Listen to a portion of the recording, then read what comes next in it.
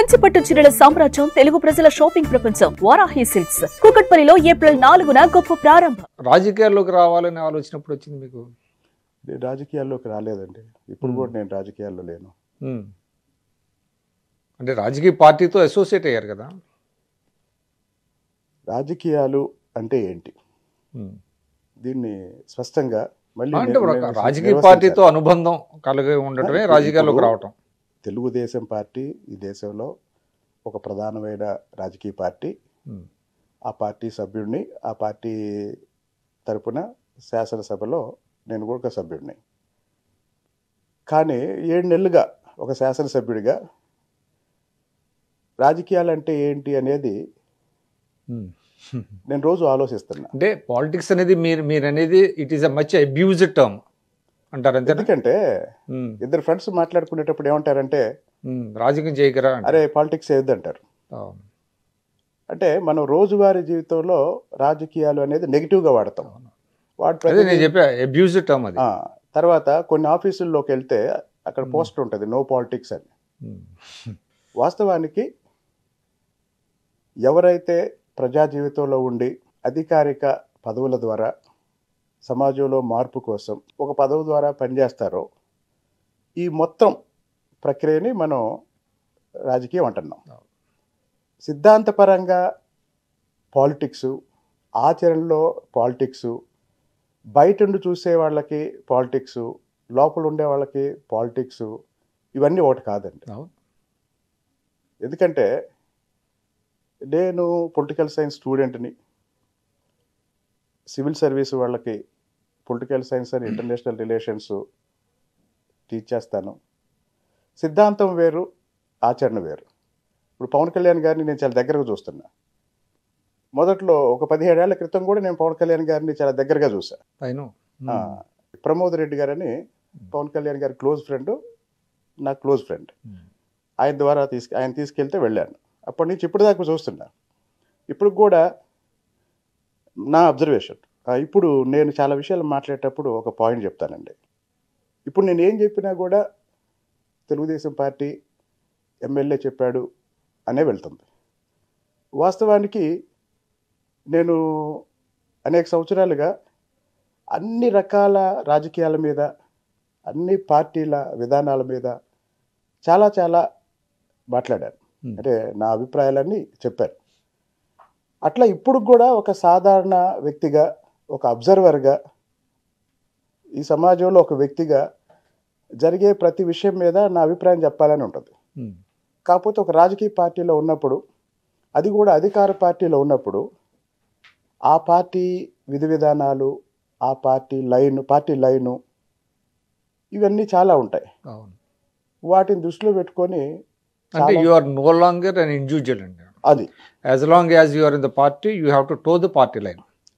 కాబట్టి తెలుగుదేశం పార్టీ విధి విధానాలని మీరు తూచా తప్పకుండా పాటించాలి. 100%. ఇంకోటి ఏంటంటే, అదే మీరు అన్నారు సరే రాజకీయాలు ఆ చర్చ పక్కన పెడితే, సరే మీరు సంహౌ మీకు టికెట్ లభించింది, ఎలా లభించింది ఏంటి అనేది ఇప్పుడు వరకు మీరు ఎక్కడని చెప్పారా? చాలాసార్లు చెప్పానండి. అంటే చంద్రబాబు నాయుడు గారు మీ జిల్లా కాకపోయినా, మీది గుంటూరు జిల్లా కదా, తాడికొండ అక్కడ మీకు అవకాశం లేదు కాబట్టి మీకు తిరువూరు పంపించారు. అసలు మీరు ఊహించారా టికెట్ వస్తుందని తిరువూరులో? తిరువూరు అనేది చివరి వరకు అంటే ఇప్పుడు ఇది జనవరి, గత జనవరిలో చెప్పారండి. పని చేసుకోమని. మే 13 ఎన్నికలు జరిగాయి. జనవరిలో మీకు తిరువూరు అని చెప్పారు. అధికారికంగా వెళ్ళి పని చేసుకోమన్నారు. సో మీకు మరి ఎలాగా ఆర్థిక వనరులు పార్టీ సమకూర్చిందా, మీ స్నేహితులు ఇచ్చారా? ఎందుకంటే ఎమ్మెల్యేగా పోటీ చేయడం అనేది మామూలు విషయం కాదు కదా. అందులో నాకు తెలిసి మీరేమీ పెద్దగా ఆర్థికంగా స్థితిపరులేం కాదు. కానీ ఎమ్మెల్యేగా మీరు అక్కడికి వెళ్ళారు, పోటీ చేశారంటే ఎలాగా మీరు? ఇక్కడ 2 విషయాలండి.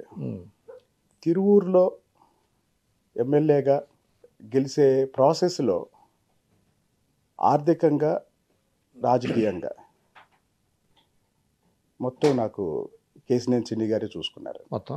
తర్వాత నాకున్న మిత్రులు, నాలాంటోడు ఒకడు అసెంబ్లీలో ఉండాలి అని కోరుకున్న వాళ్ళు ఎన్నికల సమయంలో చాలా సహాయం చేశారు. ఓకే.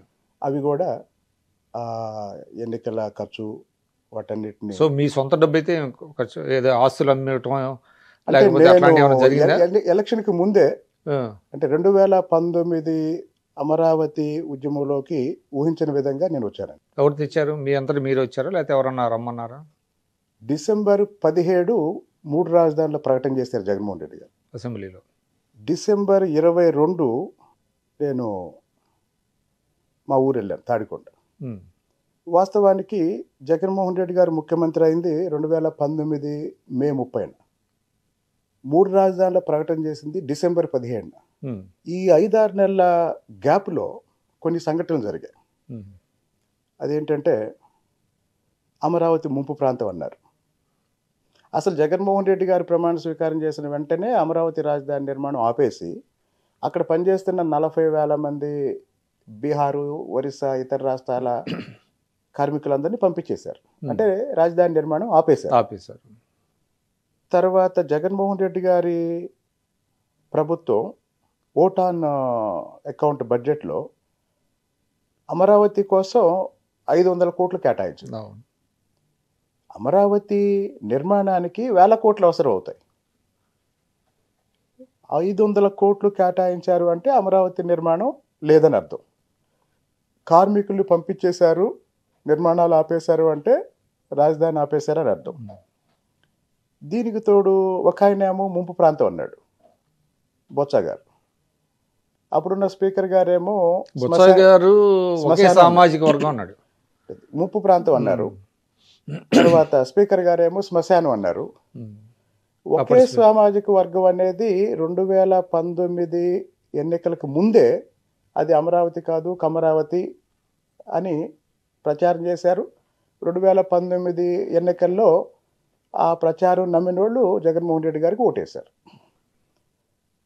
అయితే ఈ అమరావతి ఒకే రాజధాని, అది అమరావతి అని ఉద్యమం ప్రారంభమైన తర్వాత నేను ఈ జగన్మోహన్ రెడ్డి గారు అసెంబ్లీలో ప్రకటనకి ముందే నేను ఒక 2-3 టీవీ ఛానల్స్లో చెప్పాను, అమరావతికి ప్రమాదం పొంచి ఉంది. అదే సమయంలో ఒక టీవీ ఛానల్లో నేను డిబేట్కి వెళ్ళినప్పుడు ఒక వైసీపీ నాయకుడు ఆ డిబేట్కి వచ్చాడు. ఆ డిబేట్లో ఏం చెప్పాడు అంటే, బ్రేక్లో ఏం చెప్పాడంటే, అన్న మొత్తం 5 రాజధానులు రాబోతున్నాయి అని చెప్పాడు. జగన్మోహన్ రెడ్డి గారు ప్రకటించింది 3. ఆ ఒరిజినల్ ప్లాన్లో అంటే నాకు అతను చెప్పిన దాని ప్రకారం తిరుపతి, రాజమండ్రి కూడా వాళ్ళ లిస్టులో ఉన్నాయి. ఓకే. అంటే 5 ఉప ముఖ్యమంత్రులు 5 రాజధానులు రాబోతున్నాయి. సో ఇక్కడ నాకు సంబంధించిన పాయింట్ ఏంటంటే, ఇందాక మీరు అడిగారు, ఇప్పుడు కూడా చెప్తున్నా, నేను పొలిటీషియన్ కాదు, పొలిటీషియన్ లాగా ఆలోచించను. నేను 1994లో హైదరాబాద్ వచ్చా. హైదరాబాద్ సెంట్రల్ యూనివర్సిటీలో ఎంఏ జాయిన్ అయ్యి వచ్చా. 95లో చంద్రబాబు గారు సీఎం అయ్యారు. అంటే ఇప్పుడు మనం చెప్పుకునే హైదరాబాద్ అభివృద్ధి చంద్రబాబు నాయుడు గారు ముఖ్యమంత్రి అయిన తర్వాతే కదా. అంటే చంద్రబాబు నాయుడు గారు ముఖ్యమంత్రి అయిన తర్వాత హైదరాబాద్ అభివృద్ధి ఎలా జరిగిందో నేను ప్రత్యక్షంగా చూశాను. చంద్రబాబు నాయుడు గారి కన్నా ముందు ఎవరైనా హైదరాబాద్ వస్తే, మీరు కూడా గుర్తు చేసుకోండి, హైదరాబాద్ వచ్చిన తొలి రోజుల్లో చార్మినార్కి వెళ్ళేవాళ్ళు, సాలార్జంగ్ మ్యూజియంకి వెళ్ళేవాళ్ళు, బిర్లా మందిర్కి వెళ్ళేవాళ్ళు, ట్యాంక్ బండ్ మీద తిరిగేవాళ్ళు, కోటికి వెళ్ళేవాళ్ళు, గోల్కొండ టూమ్స్కి వెళ్ళేవాళ్ళు, కోటి షాపింగ్కి వెళ్ళేవాళ్ళు. ఇదే కదా హైదరాబాద్ అంటే. అంటే చంద్రబాబు నాయుడు గారి కన్నా ముందు హైదరాబాదు ఒక చారిత్రక నగరం, హిస్టారికల్ సిటీ. ఆ చారిత్రక నగరాన్ని ఒక వరల్డ్ క్లాస్ ఇన్ఫ్రాస్ట్రక్చర్తో డెవలప్డ్ సిటీగా మార్చింది, ఒక ఎకనామిక్ గ్రోత్ ఇంజిన్గా మార్చింది చంద్రబాబు నాయుడు గారు. ఇది చూశాను నేను.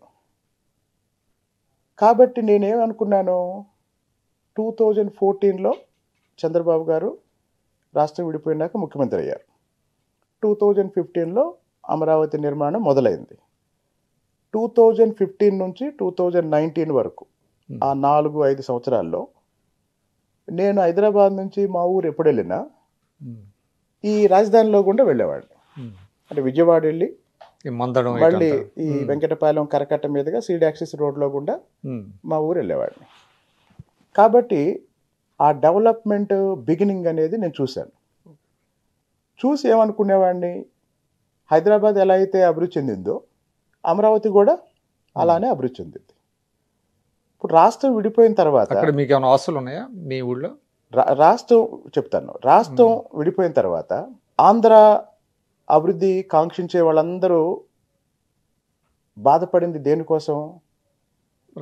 అభివృద్ధి మొత్తం హైదరాబాద్లో వదిలేశాము, పరిశ్రమలన్నీ హైదరాబాద్ చుట్టూ వదిలేశాము, ఐటీ కంపెనీలన్నీ హైదరాబాద్కు పోయినాయి, ఆంధ్రప్రదేశ్కి ఏమీ రాలేదు అని. మరి అలాంటి అభివృద్ధి మొత్తం రావాలి, అభివృద్ధి జరగాలి అంటే ఏం జరగాలంటే రాజధాని నిర్మాణం జరగాలి.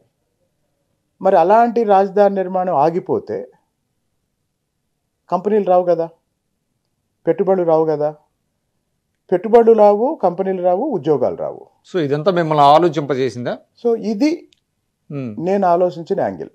ఓకే.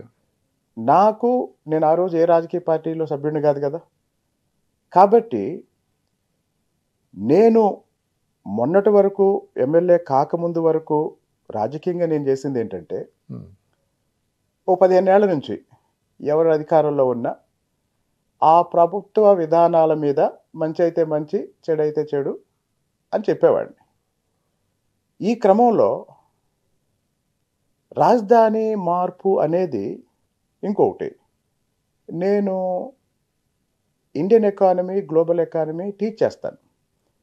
సో డెవలప్మెంట్ అంటే అసలు ఏం చేస్తే అభివృద్ధి జరిగిద్దో నాకు తెలుసు. పోనీ ఎవరైనా కోరుకునేది ఏంటి? పిల్లలకు ఉద్యోగాలు రావాలి. అసలు అభివృద్ధి అంటే ఏంటి? సాధారణ వ్యక్తికి అభివృద్ధి అంటే ఏంటి? సాధారణ వ్యక్తికి అభివృద్ధి అంటే ఉద్యోగం. ఉద్యోగం ఎలా వస్తుంది? కంపెనీలు రావాలి. కంపెనీలు ఎలా వస్తాయి? పెట్టుబడులు రావాలి. పెట్టుబడులు ఎలా వస్తాయి? ఇన్ఫ్రాస్ట్రక్చర్ రావాలి. హైదరాబాద్కి ఈరోజు ఇన్ని లక్షల కోట్లు పెట్టుబడులు ఎందుకు వచ్చాయంటే ఇక్కడ ఇన్ఫ్రాస్ట్రక్చర్ ఉంది. ఈరోజు అమరావతిలో ఉన్న సీడ్ యాక్సిస్ రోడ్డు రేపు ఒక 2 సంవత్సరాల తర్వాత చూడండి మీకు అలాంటి రోడ్డు హైదరాబాద్లో కూడా ఎక్కడ దొరకదు మీకు.